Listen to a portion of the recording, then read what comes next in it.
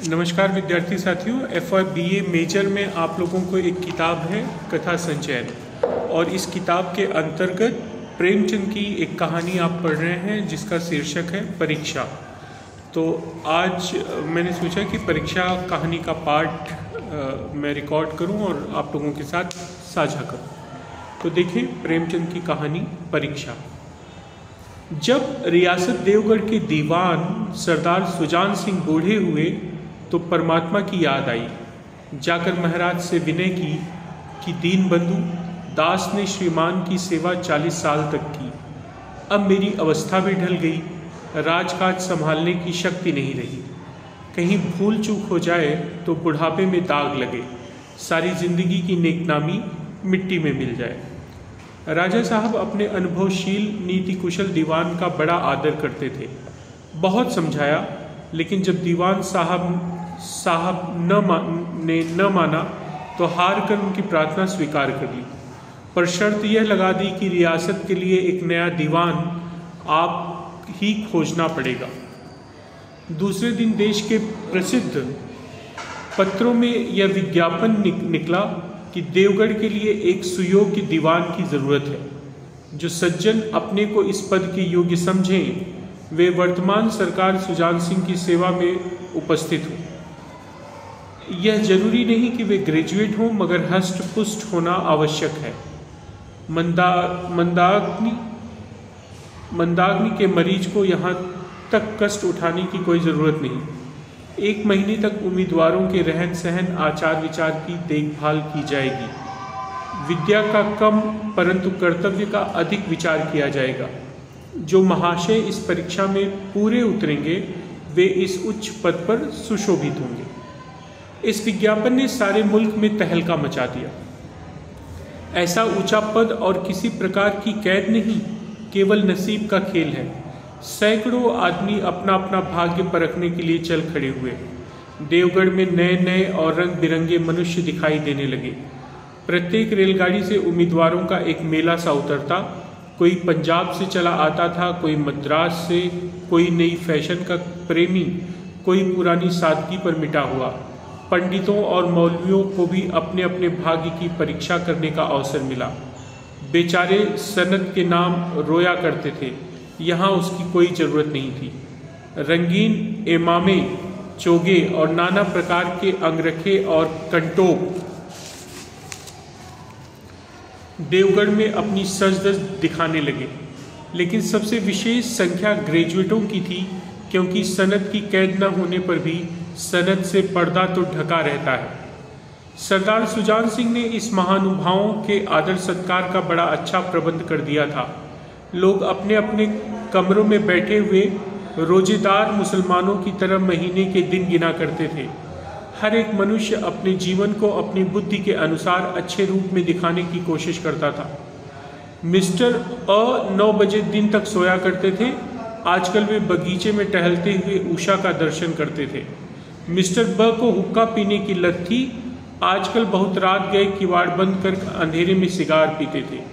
Mister the, स और ज से उनके घरों पर नौकरों की नाक में दम था, लेकिन ये सज्जन आजकल आप और जनाब के बगैर नौकरों से बातचीत नहीं करते थे। महाशय का नास्तिक थे, हक्सले के उपासक, मगर आजकल उनकी धर्मनिष्ठा देखकर मंदिर के पुजारी भी पदच्युत हो जाने की शंका लगी रहती थी। मिस्टर ल को किताब से घृणा थी, परंतु आजकल वे बड़े बड़े ग्रंथ देखने पढ़ने में डूबे रहते थे। जिससे बात कीजिए वह नम्रता और सदाचार का देवता बना मालूम देता था। शर्मा जी घड़ी रात से ही वेद मंत्र पढ़ने में लगते थे, और मौलवी साहब को नमाज और तलावत के सिवा और कोई काम न था। लोग समझते थे कि 1 महीने का झंझट है, किसी तरह काट लें, कहीं कार्य सिद्ध हो गया तो कौन पूछता है। लेकिन मनुष्यों का वह बूढ़ा जौहरी आड़ में बैठा हुआ देख रहा था कि इन बगुलों में हंस कहाँ छिपा हुआ है। एक दिन नए फैशन वालों को सूझी कि आपस में हॉकी का खेल हो जाए। यह प्रस्ताव हॉकी के मजे हुए खिलाड़ियों ने पेश किया। यह भी तो आखिर एक विद्या है, इसे क्यों छिपा रखें। संभव है कुछ हाथों की सफाई ही काम कर जाए। चलिए, तय हो गया। फील्ड बन गई, खेल शुरू हो गया और गेंद किसी दफ्तर के अप्रेंटिस की तरह ठोकरें खाने लगी। रियासत देवगढ़ में यह खेल बिल्कुल निराली बात थी। पढ़े लिखे भले मानुस लोग शतरंज और ताश जैसे गंभीर खेल खेलते थे। दौड़ कूद के खेल बच्चों के खेल समझे जाते थे। खेल बड़े उत्साह से जारी था। धावे के लोग जब गेंद को लेकर तेजी से उड़ते तो ऐसा जान पड़ता था कि कोई लहर बढ़ती चली आती है, लेकिन दूसरी ओर के खिलाड़ी इस बढ़ती हुई लहर को इस तरह रोक लेते थे कि मानो लोहे की दीवार है। संध्या तक यही धूमधाम रही। लोग पसीने से तर हो गए। खून की गर्मी आंख और चेहरे से झलक रही थी। हाँफते हाँफते बेदम हो गए, लेकिन हार जीत का निर्णय न हो सका। अंधेरा हो गया था। इस मैदान से जरा दूर हटकर एक नाला था, उस पर कोई पुल न था। पथिकों को नाले में से चलकर आना पड़ता था। खेल अभी बंद ही हुआ था और खिलाड़ी लोग बैठे दम ले रहे थे कि एक किसान अनाज से भरी हुई गाड़ी लिए हुए उस नाले में आया। लेकिन कुछ तो नाले में कीचड़ था और कुछ उसकी चढ़ाई इतनी ऊंची थी कि गाड़ी ऊपर न चढ़ सकती थी। वह कभी बैलों को ललकारता, कभी पहियों को हाथ से ढकेलता, लेकिन बोझ अधिक था और बैल कमजोर। गाड़ी ऊपर को न चढ़ती और चढ़ती भी तो कुछ दूर चढ़कर फिर खिसककर नीचे पहुंच जाती। किसान बार बार जोर लगाता और बार बार झुझलाकर बैलों को मारता, लेकिन गाड़ी उभरने का नाम न लेती। बेचारा इधर उधर निराश होकर ताकता, मगर वहां कोई सहायक नजर न आता। गाड़ी को अकेले छोड़कर कहीं जा भी नहीं सकता। बड़ी आपत्ति में फंसा हुआ था। इसी बीच में खिलाड़ी हाथों में डंडे लिए घूमते घामते उधर से निकले। किसान ने उनकी तरफ सहमी हुई आंखों से देखा, परंतु किसी से मदद मांगने का साहस न हुआ। खिलाड़ियों ने भी उसको देखा, मगर बंद आंखों से, जिनमें सहानुभूति न थी। उनमें स्वार्थ था, मद था, मगर उदारता और वात्सल्य का नाम भी न था। लेकिन उसी समूह में एक ऐसा मनुष्य था जिसके हृदय में दया थी और साहस था। आज हॉकी खेलते हुए उसके पैरों में चोट लग गई थी। लंगड़ाता हुआ धीरे धीरे चला आता था। अकस्मात उसकी निगाह गाड़ी पर पड़ी, ठिठक गया। उसे किसान की सूरत देखते ही सब बातें ज्ञात हो गई। डंडा एक किनारे रख दिया, कोट उतार डाला और किसान के पास जाकर बोला, मैं तुम्हारी गाड़ी निकाल दूं? किसान ने देखा एक गठे हुए बदन का लंबा आदमी सामने खड़ा है। झुक कर बोला, हुजूर मैं आपसे कैसे कहूँ? युवक ने कहा, मालूम होता है तुम यहाँ बड़ी देर से फंसे हो। अच्छा, तुम गाड़ी पर जाकर बैलों को साधो, मैं पहियों को ढकेलता हूँ, अभी गाड़ी ऊपर चढ़ जाती है। किसान गाड़ी पर जा बैठा। युवक ने पहिए को जोर लगाकर उकसाया। कीचड़ बहुत ज्यादा था, वह घुटने तक जमीन में गड़ गया, लेकिन हिम्मत न हारी। उसने फिर जोर किया। उधर किसान ने बैलों को ललकारा। बैलों को सहारा मिला, हिम्मत बंध गई। उन्होंने कंधे झुकाकर एक बार जोर किया तो गाड़ी नाले के ऊपर थी। किसान युवक के सामने हाथ जोड़कर खड़ा हो गया। बोला, महाराज, आपने आज मुझे उबार लिया, नहीं तो सारी रात मुझे यहाँ बैठना पड़ता। युवक ने हंसकर कहा, अब मुझे कुछ इनाम देते हो? किसान ने गंभीर भाव से कहा, नारायण चाहेंगी तो दीवानी आपको ही मिलेगी। युवक ने किसान की तरफ गौर से देखा। उसके मन में एक संदेह हुआ, कहीं यह सुजान सिंह तो नहीं है? आवाज मिलती है, चेहरा मोहरा भी वही है। किसान ने भी उसकी ओर तीव्र दृष्टि से देखा। शायद उसके दिल के संदेह को भाप गया। मुस्कुराकर बोला, गहरे पानी में बैठने से ही मोती मिलता है। निदान महीना पूरा हुआ, चुनाव का दिन आ पहुंचा। उम्मीदवार लोग प्रातःकाल ही से अपनी किस्मतों का फैसला सुनने के लिए उत्सुक थे। दिन काटना पहाड़ हो गया। प्रत्येक के चेहरे पर आशा और निराशा के रंग आते थे। नहीं मालूम आज किसके नसीब जागेंगे, न जाने किस पर लक्ष्मी की कृपा दृष्टि होगी। संध्या समय राजा साहब का दरबार सजाया गया। शहर के रईस और धनाढ्य लोग, राज्य के कर्मचारी और दरबारी तथा दीवानी के उम्मीदवारों का समूह सब रंग बिरंगी सजधज बनाए दरबार में आ विराजे। उम्मीदवारों के कलेजे धड़क रहे थे जब सरदार सुजान सिंह ने खड़े होकर कहा, मेरे दीवानी के उम्मीदवार महाशयों, मैंने आप लोगों को जो कष्ट दिया है उसके लिए मुझे क्षमा कीजिए। इस पद के लिए ऐसे पुरुष की आवश्यकता थी जिसके हृदय में दया हो और साथ साथ आत्मबल।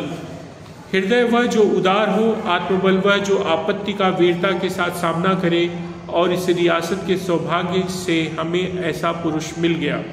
ऐसे गुण वाले संसार में कम हैं, और जो हैं वे कीर्ति और मान के शिखर पर बैठे हुए हैं, उन तक हमारी पहुंच नहीं। मैं रियासत के पंडित जानकीनाथ सा दीवान पाने पर बधाई देता हूँ। रियासत के कर्मचारियों और रईसों ने जानकीनाथ की तरफ देखा। उम्मीदवार दल की आंखें उधर उठी, मगर उन आंखों में सत्कार था, इन आंखों में ईर्ष्या। सरदार साहब ने फिर फरमाया, आप लोगों को यह स्वीकार करने में कोई आपत्ति न होगी कि जो पुरुष स्वयं जख्मी होकर भी एक गरीब किसान की भरी हुई गाड़ी को दलदल से निकाल कर नाले के ऊपर चढ़ा दे, उसके हृदय में साहस, आत्मबल और उदारता का वास है। ऐसे आदमी गरीबों को कभी न सतावेगा। उसका संकल्प दृढ़ है, जो उसके चित्त को स्थिर रखेगा। वह चाहे धोखा खा जाए, परंतु दया और धर्म से कभी न हटेगा। तो ये प्रेमचंद की कहानी परीक्षा। और इस कहानी में हम देखते हैं कि रियासत देवगढ़ के दीवान सरदार सुजान सिंह जब बूढ़े हो जाते हैं तो वे राजा से कहते हैं कि अब वे सेवानिवृत्त होने चाहते हैं। तो राजा शर्त रखते हैं कि वो अपने जैसा कोई एक कर्मठ व्यक्ति को दीवान बनाकर ही सेवानिवृत्त हो सकते हैं। उसके लिए वे विज्ञापन देते हैं और बहुत सारे लोग आते हैं दीवान के पद के लिए, और वे सब अच्छा बनने का ढोंग करते हैं, पाखंड करते हैं, दिखावा करते हैं। लेकिन अंत में एक दिन जब हॉकी खेलते हुए वे लौट रहे थे तो वो देखते हैं कि एक किसान की बैलगाड़ी नाले में फंसी हुई है, लेकिन उस किसान की मदद करने की इच्छा किसी के अंदर नहीं जागती सिवाय उस एक युवक के जो अंदर से संवेदनशील था, जिसका नाम था पंडित जानकीनाथ।